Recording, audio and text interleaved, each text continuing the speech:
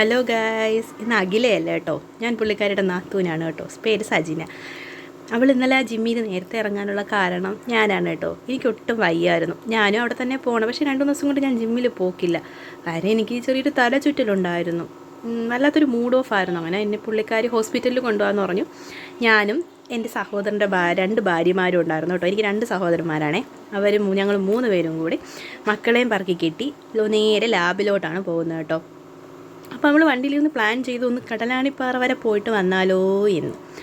അങ്ങനെ പിന്നെ ഞങ്ങൾ ലാബിൽ പോയി കുറച്ച് നേരം അവിടെ വെയിറ്റ് ചെയ്യേണ്ടി വന്നു കേട്ടോ. എന്നിട്ട് ബ്ലഡൊക്കെ എടുത്ത് കൊടുത്തു.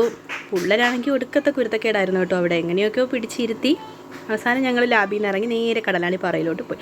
അവിടെ പോയി കുറച്ച് നേരമൊക്കെ ഇരുന്നപ്പോൾ മൈൻഡൊക്കെ ഒന്ന് ഓക്കെ ആയി സന്തോഷത്തോടെ പിന്നെ ഞങ്ങൾ തിരിച്ചങ്ങ് വീട്ടിലേക്ക് പോകുന്നു കേട്ടോ.